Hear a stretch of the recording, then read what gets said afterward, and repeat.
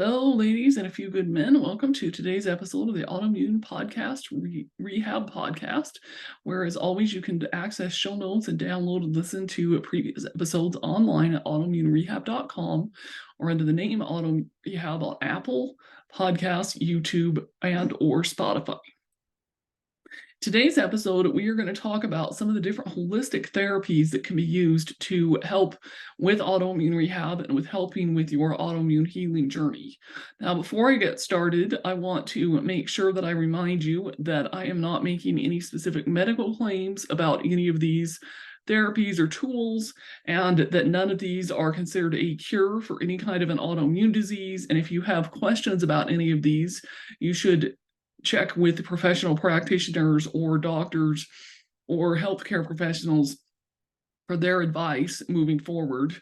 And these are just merely some suggestions, as well as some different things that I have tried, as well as things that I have featured interviews with different guests on this podcast talking about these therapies.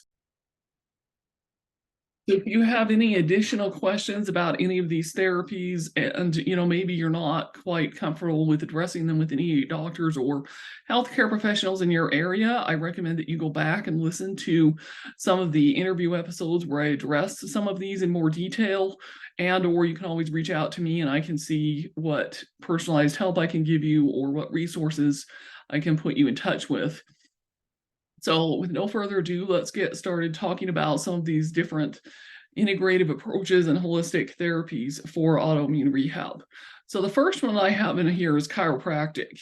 Now, chiropractic is probably not new to a lot of you, and some of you may be wondering how on earth is chiropractic related to autoimmune rehab and autoimmune healing. Well, there's a lot of different things that go into it. So the first one is that a lot of you have probably heard the term functional medicine. And functional medicine doctors, especially ones that take insurance and that don't charge a ton of money, can be really hard to find.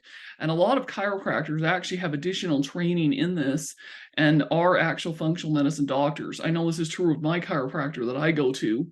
And I personally haven't engaged her with a lot of functional medicine because coming as a background, a health coach, and having been to some holistic doctors and having an actual medical doctor that's more of a functional doctor, I haven't necessarily needed to do that.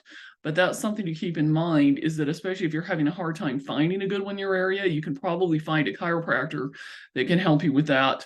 And a lot of people associate chiropractor with, just like the back pain and that kind of thing, but there's actually a lot more that they can do for you. So that is the main reason I have this on this list. And personally, even though I no longer really have major back pain issues or anything like that, I still go to chiropractic once a month for maintenance. And I find that that helps with my immune system and a lot of other things. So it's just something to think about. At this point in time, I have not yet interviewed a chiropractor on this podcast, but it's something that I am definitely working on. So stay tuned for an episode around that. Then second on this list, I have yoga, and I did do a yoga interview a while back. It was towards the beginning of the podcast. So I realize a lot of you may not have been listening then, so I will include the link to that in the show notes so you can go check out the yoga episode. But a lot of really good things about yoga. One of the things that I always preach and talk about when it comes to your autoimmune healing is that you need to engage all parts of your body, if you will, your body, mind, and spirit, like they like to call it that. And yoga engages all three of those in a lot of ways, but focuses more on the mind and the spirit, which are really, really important aspects of healing from autoimmunity. So like I said, I definitely recommend giving yoga a try. And if you're curious more about yoga and autoimmunity, I invite you to check out the episode that I will have linked below. Okay, then the next one is massage. Now, massage can really help with a lot of things. I've especially found it helpful for pain, relaxation, again, the mind and spirit, that kind of thing. I, like I said, as of the date of this recording, have not yet done a massage episode yet, but I will be doing one shortly, I believe. I found a massage therapist finally that specializes in this. There's a lot of different massage therapists out there, but a lot of them don't necessarily have the autoimmune knowledge and specialty. And so, once I have that available, you'll obviously, if you subscribe to this podcast, you'll be able to get that information. And at some point, I will probably go back and link to that episode in the notes, even if it's after this episode comes out. Okay, and the next one is acupuncture. And I have featured on this episode specifically one lady who actually had MS and then went to acupuncture school and used acupuncture to overcome her challenges. So we've got that one. And then I also have another acupuncturist sharing his story of Qigong on this podcast as well. So I will link to both of those episodes. But acupuncture is another really good ancient healing art that can help with a lot of different things. And of all the different things that I am including on this list, acupuncture is one of the ones that I can confidently say, if you go to the right one, you could potentially get into complete remission with acupuncture. Whereas a lot of these other holistic therapies are going to be things that can complement and help improve your healing, but they're not going to put you into complete remission from your autoimmune condition. So definitely take a look at acupuncture, see if you can find a good one in your area. Acupuncturists, just like chiropractors, are also a really good alternative for functional medicine doctors if you can't find a good medical related one in your area. The next one on here is essential oils. Now, obviously, as somebody who has been teaching, educating, selling, if you will, essential oils since 2011, I have a few episodes on here about essential oils that I can link to as well. A lot of people ask me how essential oils are related to autoimmunity. Well, essential oils more or less are good for helping to support your immune system and the different parts of your body systems. And also the smells can help with like your mind and spirit and things like that. But essential oils, like a lot of these, are not going to be a cure for an autoimmune condition. They're also not going to put you into remission by themselves, but they can just be a complementary therapy to help assist you in your healing and your body's healing.